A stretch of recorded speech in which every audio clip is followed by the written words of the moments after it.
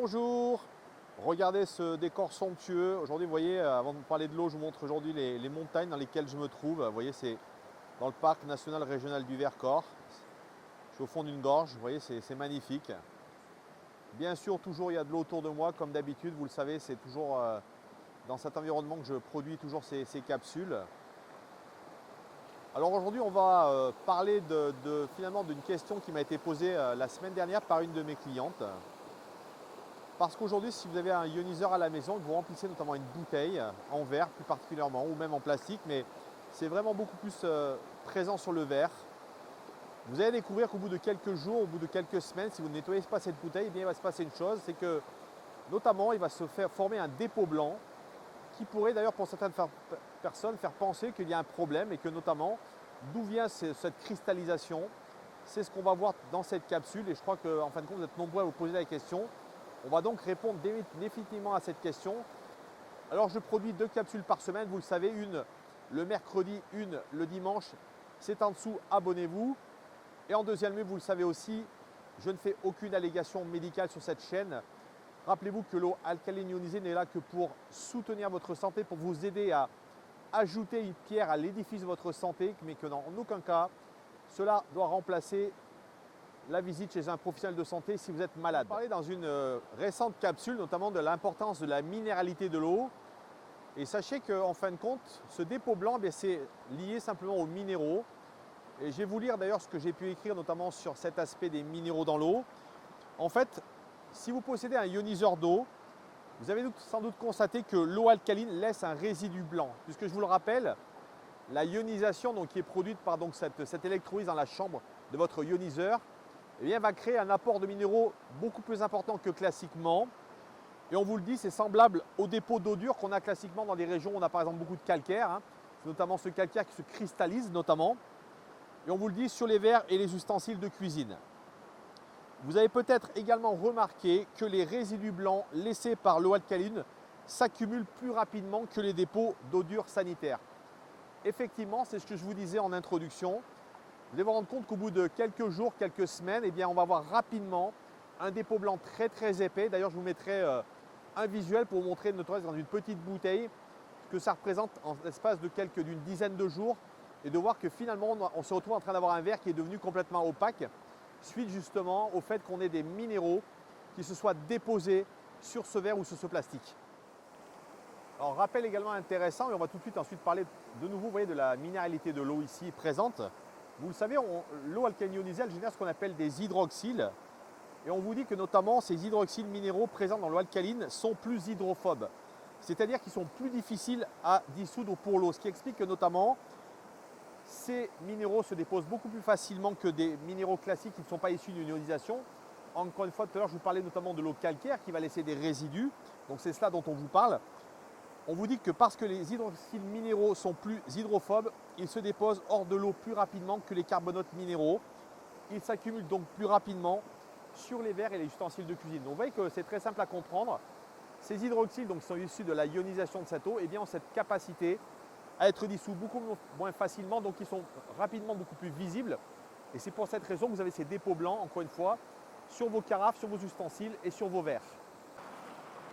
Alors pour reparler de ces minéraux ces hydroxyles qui vont se cristalliser, donc devenir de la poudre sur vos verres, bien sûr, une des questions qui m'a été posée par pas mal de gens, finalement, est-ce qu'il n'était pas dangereux de consommer notamment ces hydroxyles, notamment cette poudre. D'ailleurs, sachez-le, si vous souhaitez pouvoir faire partir cette poudre, c'est très simple, soit mettre un tout petit peu d'eau acide, lorsque notamment cette poudre vient juste de se déposer, mais sinon, si vous avez une poudre qui s'est déposée depuis un certain temps, un tout petit peu de vinaigre blanc et rapidement, vous allez voir que ça va partir très rapidement.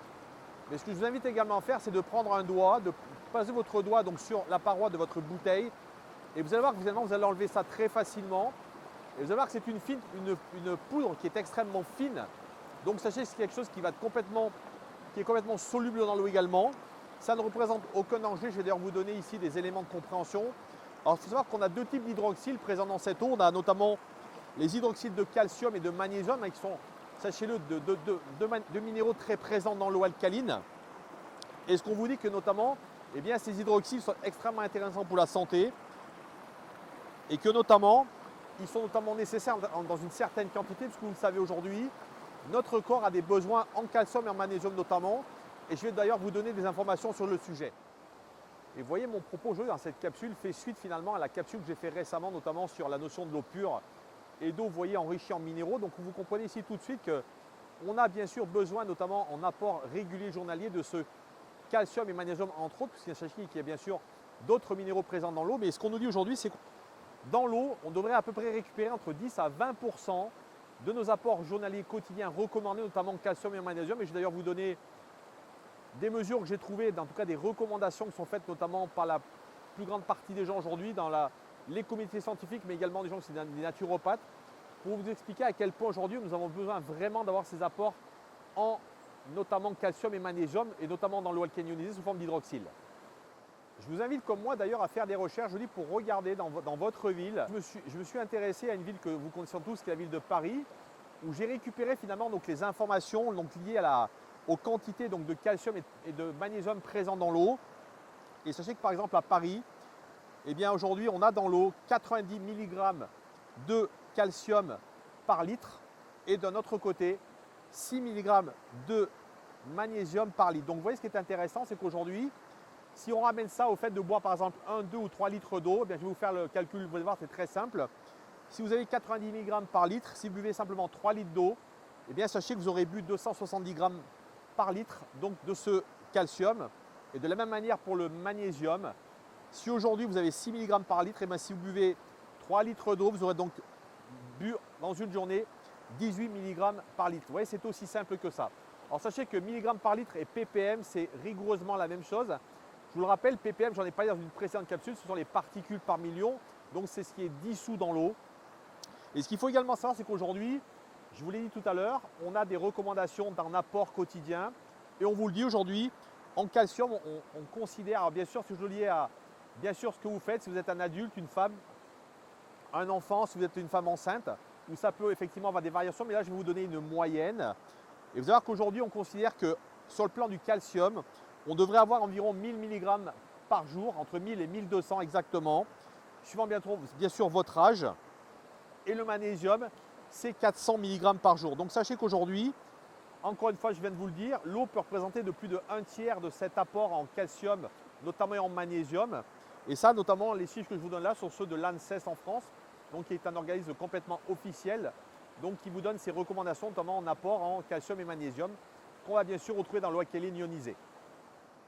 Vous l'aurez donc compris, ce dépôt blanc donc sur vos verres, vos carafes, vos bouteilles n'est absolument pas dangereux. Bien au contraire, il témoigne simplement de la présence visuelle donc de ces minéraux bien présents dans l'eau, on vient de le voir. Ces hydroxyles, donc, qui on l'a dit tout à l'heure, sont hydrosolubles, donc qui vont bien sûr se déposer, mais qui sont bien sûr présents en très grande quantité dans l'eau alcaline quand vous allez la boire, qui représente vraiment pour notre santé un apport très important. Parce que je vous rappelle que l'eau alcaline ionisée a cette qualité, c'est de pouvoir justement assimiler de manière très intéressante ces minéraux. Et notamment, on le voit aujourd'hui, tous les gens qui consomment cette eau témoignent très souvent d'avoir bien sûr une pousse de cheveux beaucoup plus intéressante, des problèmes articulaires qui vont, qui vont diminuer de manière vraiment drastique. Donc sachez qu'aujourd'hui, on est capable de comprendre, notamment au travers de ces minéraux alcalins très importants, ces hydroxyles dans l'eau, pourquoi nous avons de tels résultats, notamment en termes d'assimilation de ces minéraux. Alors peut-être juste une dernière chose à évoquer, ce sont notamment, aujourd'hui on entend parler de résidus à sec, parce que ça m'a fait penser qu'effectivement, pour les gens qui s'intéressent notamment, qui boivent de l'eau minérale, on parle aujourd'hui de résidus à sec. Sachez que les résidus à sec, c'est très simple à comprendre, c'est la même manière que les milligrammes par litre. Ça correspond en fin de compte à la valeur qu'on va dissoudre dans l'eau, c'est-à-dire qu'on va faire chauffer de l'eau à 180 degrés. On va regarder ce qui reste en termes numéraux à peser en disant voilà, dans une eau, on a tant de milligrammes par litre de résidus, c'est ce qu'on appelle les résidus à sec.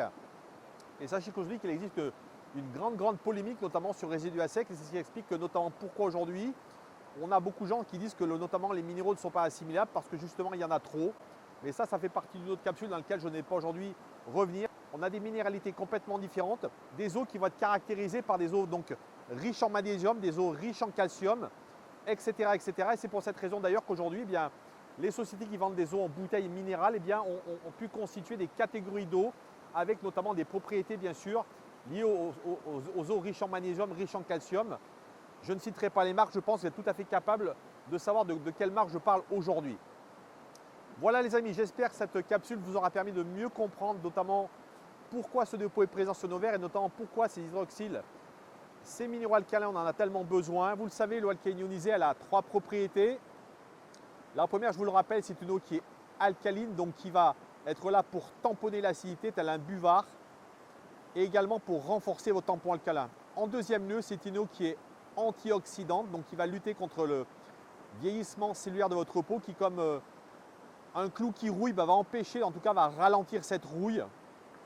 Et en dernier lieu, c'est de l'eau microstructurée, donc qui par essence va permettre notamment aux minéraux de mieux être assimilés et également de pouvoir mieux évacuer les déchets de votre corps.